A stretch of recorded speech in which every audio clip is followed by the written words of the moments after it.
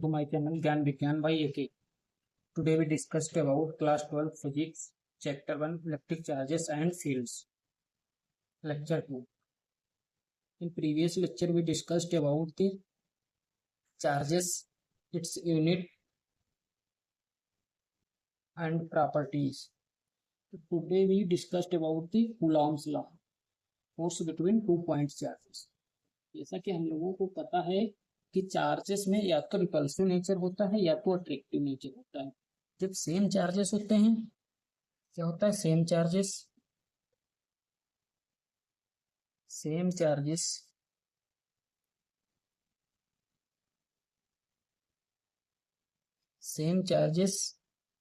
Same charges में किस तरीके का होता है नेचर? रिपल्सिव। और अपोजिट चार्जेस में किस तरीके का नेचर होता है? अट्रैक्टिव। ये क्या करते हैं? एक दूसरे को अट्रैक्ट करते हैं, अट्रैक्ट ईच अदर। अब हम लोग यहाँ पे कूलॉम्स लॉ की हेल्प से ये जानेंगे ये एक दूसरे को रिपेल या अट्रैक्ट किस फोर्स से करते, कितने फोर्स से ये एक दूसरे को रिपेल करते हैं या अट्रैक्ट करते हैं। जब ये दोनों चार्जेस कहाँ पे रखे हुए हों? वैक्यूम में रखे हुए हों, कोई पॉइंट चार्जेस हों, कोई 2 पॉइंट चार्जेस। अब हम लोग देख लेते हैं, कोई 2 पॉइंट चार्जेस किसी भी डिस्टेंस पे रखे हुए हैं। ये कोई पॉइंट्स है, यहाँ पे Q1 चार्ज प्लेस्ड है, इधर Q2 चार्ज प्लेस्ड है। इनके बीच का डिस्टेंस कितना है? R। के बीच की डिस्टेंस कितनी है? R। अब यहाँ पे हमें ये पता करना है कि इनके इस चार्ज की वजह से इस पे कितना फोर्स लग रहा है और दूसरे चार्ज की वजह से इस पे कितना फोर्स लग रहा है। ये फोर्स अट्रैक्टिव नेचर का है या रिपल्सिव नेचर का है और दोनों में कितना फोर्स जनरेट हो रहा है। तो ये हमने 2 पॉइंट चार्जेस ले लिए सम डिस्टेंस पे, Q1 एंड Q2। अब according to Coulomb's law, according to Coulomb's law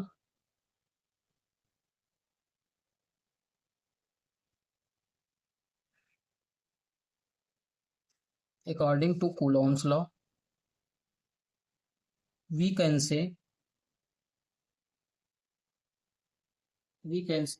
जिस तरीके से लॉ ऑफ ग्रेविटेशन में हम लोग देखते हैं 2 बॉडीज अगर हैं, कोई 2 बॉडीज M1 और M2 जो है कुछ डिस्टेंस पे रखी हुई हैं, इनकी डिस्टेंस d है या r है, तो हम लोग क्या देखते थे? लॉ ऑफ ग्रेविटेशन में force is directly proportional M1 and M2, इन दोनों मासेस के डायरेक्टली प्रोपोर्शनल होता है। बस वही कॉन्सेप्ट यहाँ पे भी हमारा वर्क करेगा। 2 फोर्सेस अगर कम डिस्टेंसेस पे रखे हुए हैं तो जो फोर्स इनके बीच में फोर्स लगेगा वो इनके डायरेक्टली प्रोपोर्शनल होगा, Q1 and Q2, directly proportional to Q1 and Q2। ये इक्वेशन 1 लेट कर लिए। अब ये डिस्टेंस जैसे ही इन फोर्सेस की डिस्टेंस बढ़ाएंगे, इन जो है चार्जेस की डिस्टेंस बढ़ाते जाएंगे, वैसे ही उनके बीच का अट्रैक्शन कम होता जाएगा, अट्रैक्शन या रिपल्सन कम होता जाएगा। इनका डिस्टेंस इंक्रीज करेंगे तो रिपल्सन या अट्रैक्शन कम होता जाएगा। किस तरीके से कम होगा? इनके स्क्वायर के F इनवर्सली प्रोपोर्शनल 1/r²। ये इक्वेशन 2 लेट करिए। तो वो इनके बीच का डिस्टेंस जो होगा वो इनके स्क्वायर्स के इनवर्सली प्रोपोर्शनल होगा। अब यहाँ पे कंबाइन कर देंगे equation 1 and 2, combine equation 1 and 2, combine equation 1 and 2। 1 and 2 को कंबाइन करेंगे तो यहाँ पे हमारा फार्मूला क्या बन जाएगा? F is equal to F proportional टी का साइन Q1 Q2 अपान में r²। अब देखो प्रोपोर्शनलिटी का साइन लगा है, प्रोपोर्शनलिटी का साइन जब हटेगा तो यहाँ पे कोई कांस्टेंट प्लेस हो जाएगा। कौन सा कांस्टेंट आएगा? F is equal to K Q1 Q2 upon में r²। तो इस तरीके से ये हमारा कूलॉम्स फोर्स का फार्मूला आ गया। तो लिख देंगे where K is K is proportionality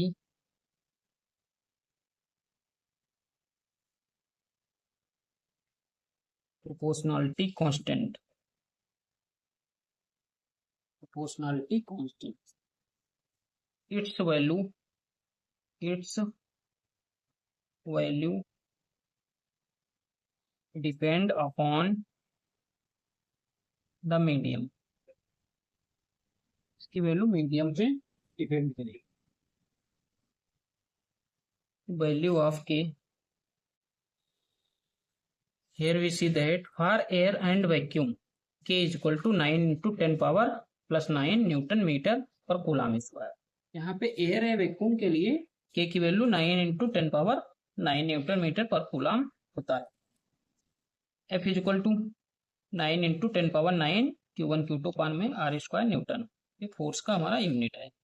यहाँ पे वी फुट, यदि हम चार्जेस को 1 कूलम ले लें और इनके बीच का डिस्टेंस 1 मीटर ले लेते हैं तो यहाँ पे हमें फोर्स की वैल्यू कितनी मिलेगी, Q1 Q2, यहाँ पे Q1 Q2 की जगह 1 into 1 अपान में R स्क्वायर की जगह 1 का स्क्वायर न्यूटन।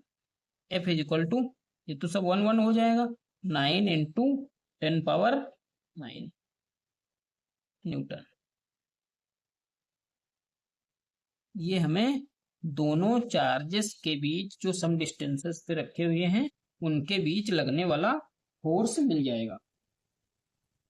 अब यहां से हम लोग 1 कूलम फोर्स की डिफिनीशन भी लिख सकते हैं। 1 कूलम फोर्स की डिफिनीशन, कभी कभी एग्जाम में 1 कूलम फोर्स के लिए पूछा जा सकता है, तो आपको ये याद रखना चाहिए 1 कूलम फोर्स की डिफिनीशन। क्या कह सकते हैं, 1 coulomb force is that charge which placed at a distance of 1 meter, from equal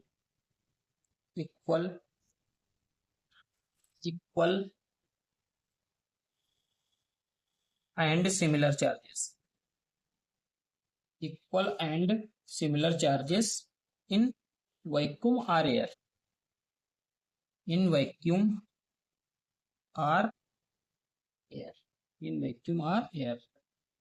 repels with force 9 into 10 power 9 to 10 power 9 into 10 power 9 Newton. इस तरीके से हमने 1 कूलम फोर्स की जो है इसको डेफिनेशन को लिख सकते हैं। इसका स्मॉल यूनिट भी होता है। स्मॉल यूनिट क्या हो सकता है, microcoulomb. 1 microcoulomb is equal to 10 power 6 coulomb. 1 microcoulomb 10 power 6। इस वैल्यू की हमें रिक्वायरमेंट जब न्यूमेरिकल सॉल्व करेंगे वहां पे इसकी रिक्वायरमेंट पड़ेगी।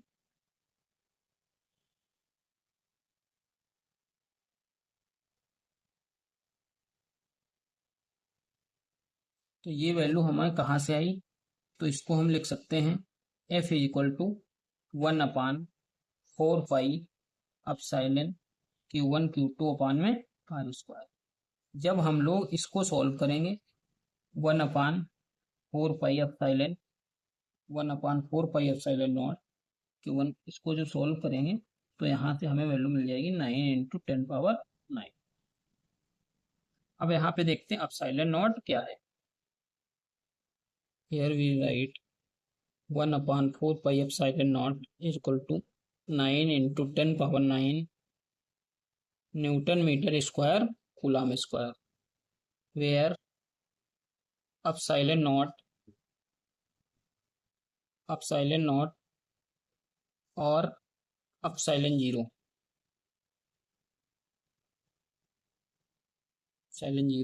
is called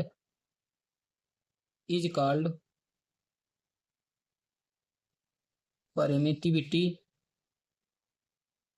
of free space,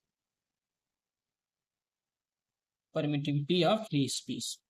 अब इस पे हम लोग थोड़ा एप्सिलॉन नॉट पे डिस्कशन कर लेते हैं। परमिटिविटी ऑफ फ्री स्पेस, ये क्या है हमारा परमिटिविटी ऑफ फ्री स्पेस। अब परमिटिविटी ऑफ फ्री स्पेस क्या होता है, जैसे ये आप समझ लीजिए। अब परमिटिविटी का मतलब ये दो वर्ड से मिलकर बना है परमिट। परमिट का मतलब होता है किसी चीज को अलाउ करना, अलाउ करना। तो अब साइलेंट नॉट किसी भी, जिस तरीके से हम लोग ऑप्टिक्स में म्यू नॉट पढ़ते हैं, वो लाइट को क्या करता है, अलाउ करता है। लाइट को अलाउ करता है किसी भी ऑब्जेक्ट से होकर के, किसी भी ग्लास से होकर, किसी लेंस से होकर कितनी लाइट पास हो पाएगी। तो ये कौन अलाउ करता है, क्या कहते हैं उसको, म्यू नॉट। अब यहाँ पे वही काम अब साइलेंट नॉट कर रहा है कि कितना चार्ज पास हो पाएगा, किसी भी मीडियम से कितना चार्ज पास होगा, ये कौन अलाउ करता है, अपसाइलन नॉट। तो अपसाइलन नॉट किसी भी मीडियम की एक जो है प्रॉपर्टी, साइलेंट नॉट क्या है, किसी भी मीडियम की एक जो है प्रॉपर्टी है, परमिटिविटी है, जो ये अलाउ करती है कि इस मीडियम से होकर के कितना चार्ज पास होगा। अब इसके हम लोग डायमेंशन देख लेते हैं, डायमेंशन और यूनिट देख लेते हैं कि क्या होगी यूनिट और डायमेंशन इसका। पहले सबसे फर्स्ट भी जो है डायमेंशन देख लेते हैं।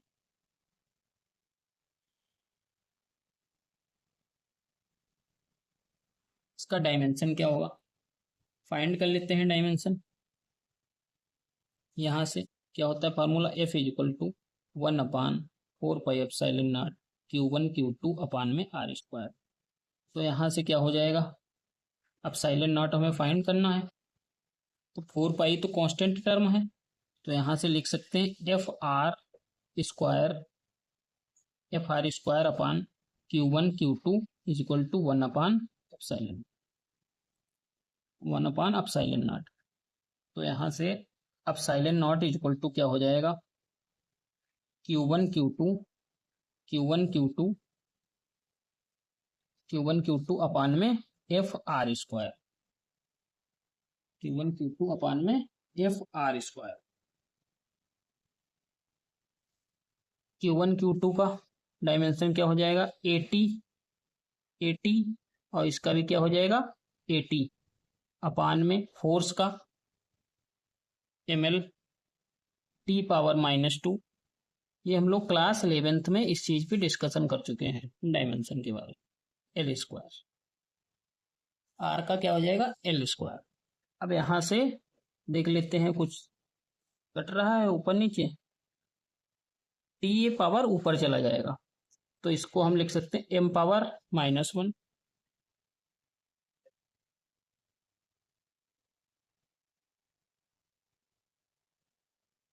m⁻⁻1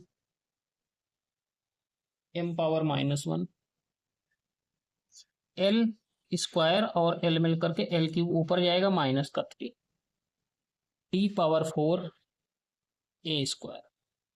इस तरीके से हम इसकी डायमेंशन फाइंड कर सकते हैं। यूनिट क्या हो जाएगा, यूनिट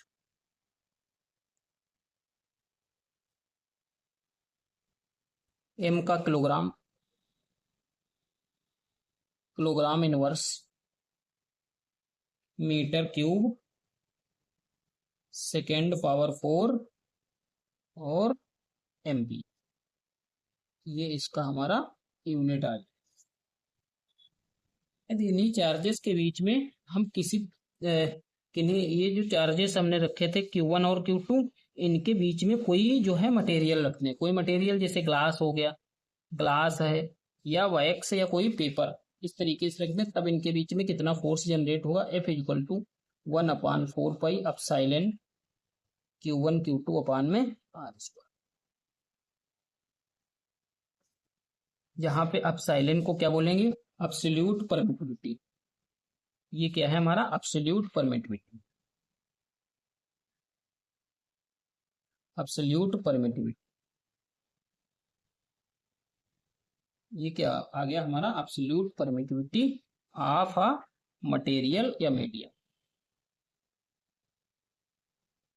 मटेरियल मीडियम। ये किस पे डिपेंड करेगा? मटेरियल के मीडियम पे डिपेंड करेगा, किस टाइप का material. For air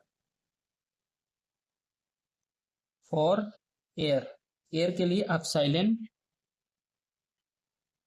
partially equals to slightly equals to epsilon not.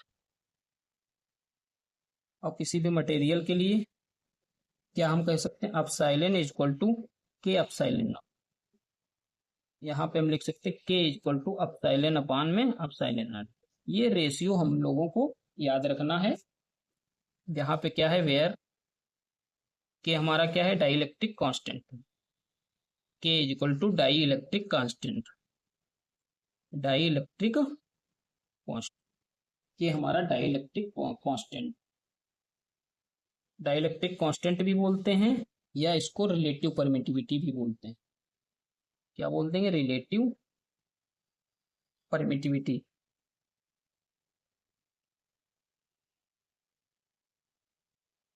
या स्पेसिफिक इंडक्टिव कैपेसिटी भी बोलते हैं डाइलेक्ट्रिक।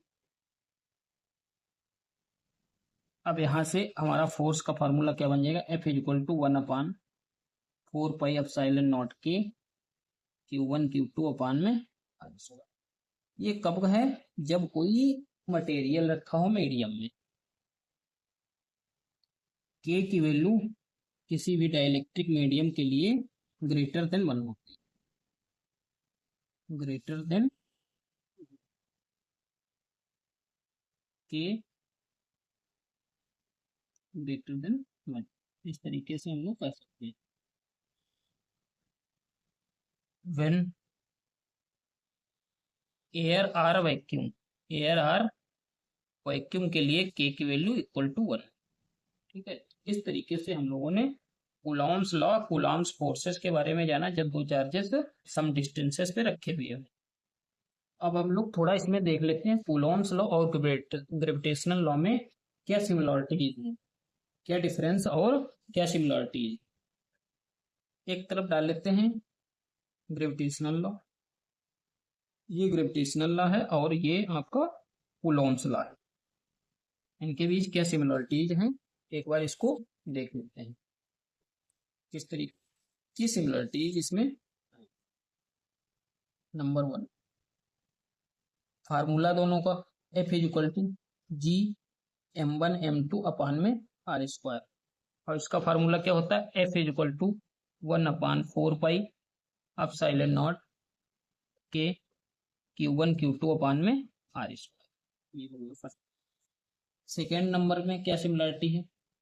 F इसमें भी देखो डायरेक्ट इनवर्सली प्रोपोर्शनल होता है स्क्वायर, और इसमें भी F इनवर्सली प्रोपोर्शनल होता है डिस्टेंस की स्क्वायर।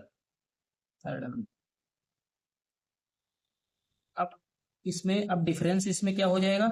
ये हमेशा क्या होता है? ऑलवेज अट्रैक्टिव होता है। और कूलॉम्स लॉ हमारा रिपल्सिव भी हो सकता है, रिपल्सिव भी हो सकता है और अट्रैक्टिव भी हो सकता है। रिपल्सिव या अट्रैक्टिव कुछ भी हो सकता है। ये मीडियम पे डिपेंड नहीं करता, does not depend upon the medium.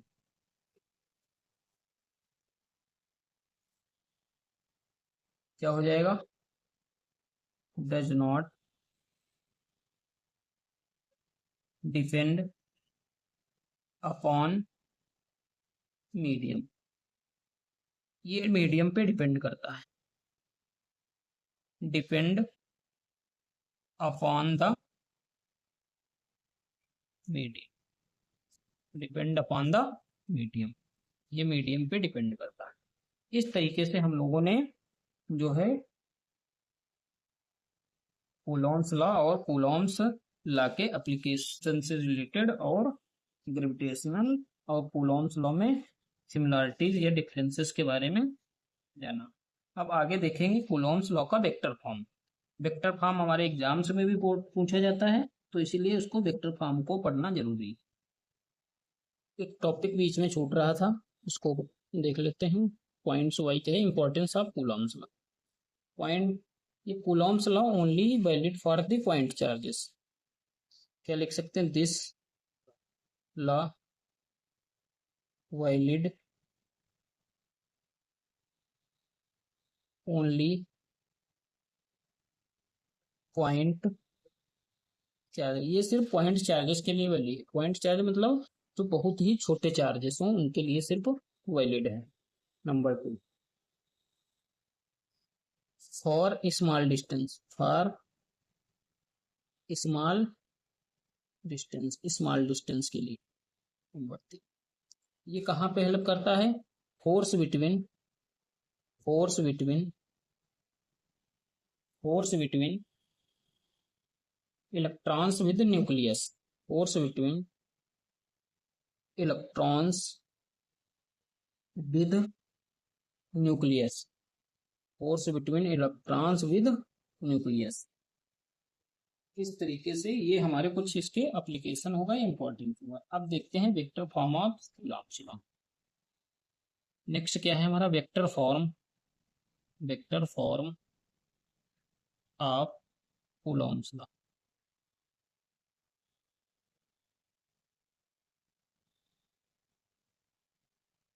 Vector forms, vector forms में क्या है, कोई दो पॉइंट्स हैं वहां पे कोई चार्ज रखे हुए हैं Q1 Q2, points charge placed in some distance. यहाँ से इनकी डिस्टेंस इसकी R1 है और R2 है। कहाँ से, पॉइंट O से। Q2 Q1 पे फोर्स लगाएगा कुछ और Q1 Q2 पे फोर्स लगाएगा, क्योंकि हमें पता है कोई बॉडी कुछ डिस्टेंस पर रखी है तो वो एक दूसरे पर फोर्स जनरेट करेंगे। अब यहाँ से हम लोग लेट कर लेते हैं, लेट क्या लिखेंगे, let two like charges, two like charges. अब लाइक चार्जेस क्यों कहा गया, क्योंकि लाइक चार्जेस ही तो एक दूसरे पर फोर्स जनरेट करेंगे। अनलाइक होंगे तो attraction.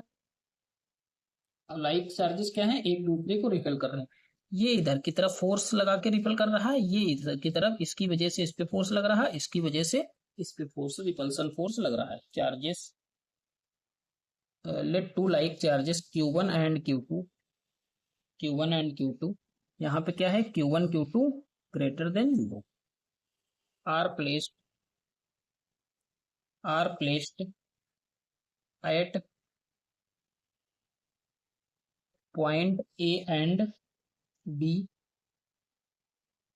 with position vector,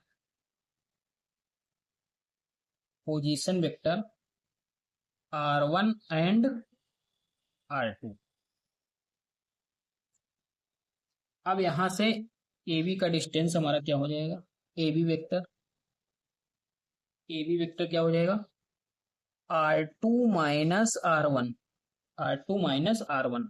direction क्या होगा, R21, R21। ये हमने लेट कर दिया। इसी तरह इधर से डिस्टेंस देखें BA, BA क्या हो जाएगा, R1 minus R2, opposition vector इसका क्या होगा, R12, और डायरेक्शन क्या होगा इसका, अपोजिट।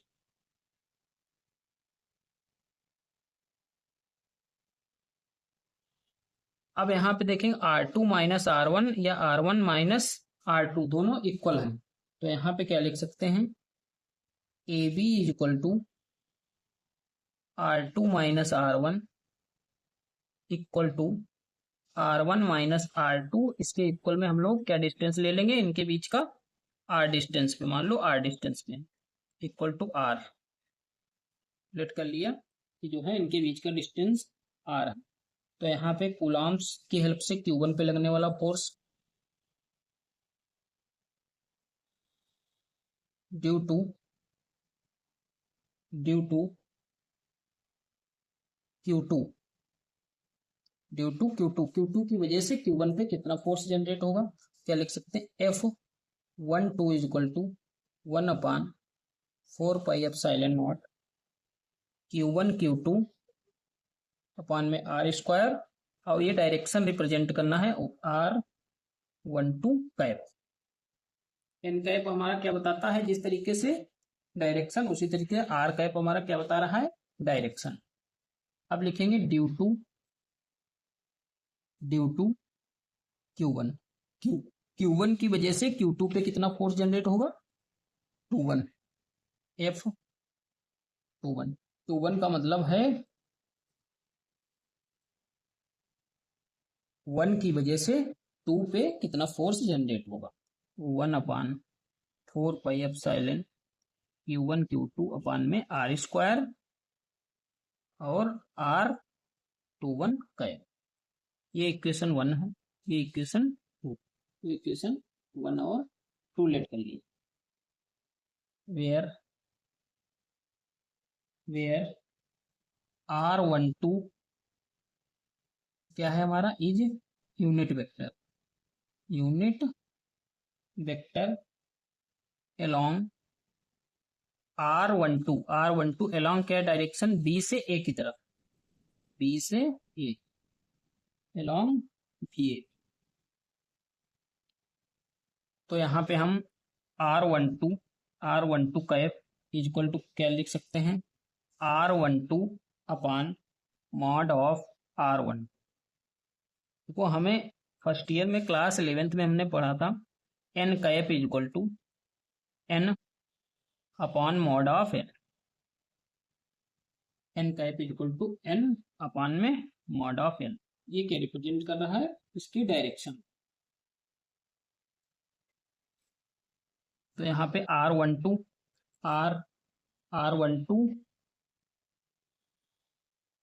इसकी वैल्यू कितनी है, R12 कैफ/R12, यहाँ पे कितना लेट किया है, R, ये हो गया हमारा वैल्यू।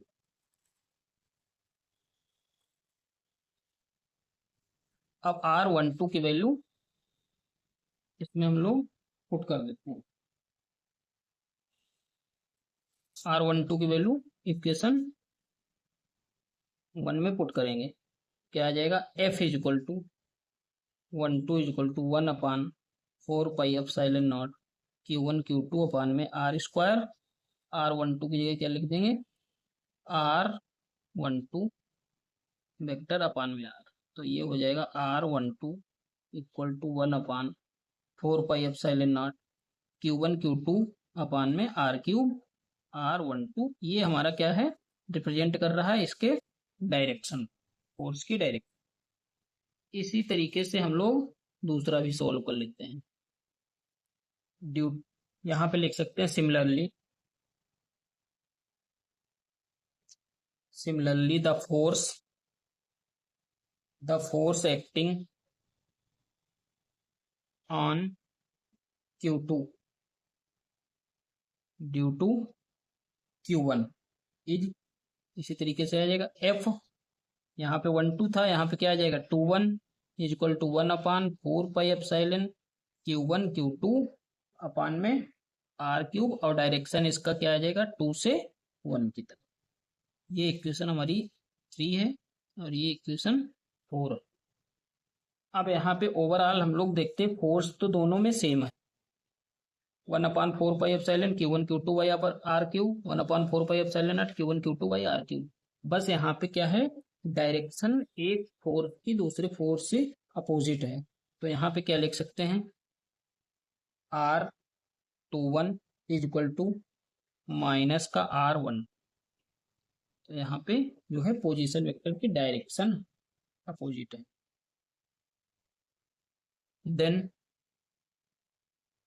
क्या है, F21 is equal to minus का F12। इस तरीके से हम लोग जो है, ये हमारा वेक्टर फॉर्म, कूलॉम्स लॉ का वेक्टर फॉर्म इंपॉर्टेंट भी है और एग्जाम्स के लिए ये जो है इम्पोर्टेंट।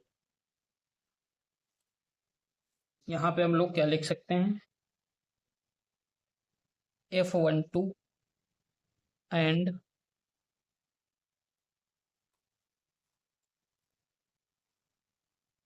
F21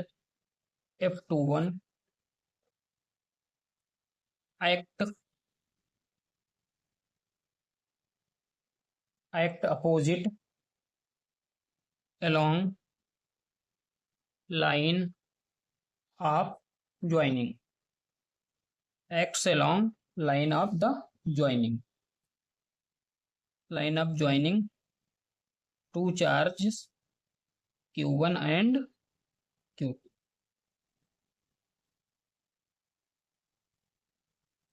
thank you. इस तरीके से हमने कूलॉम्स लॉ और उससे रिलेटेड वेक्टर फॉर्म को जो है आज के लेक्चर में डिस्कशन किया। नेक्स्ट लेक्चर में हम लोग पढ़ेंगे कॉन्सेप्ट ऑफ इलेक्ट्रिक फील्ड्स।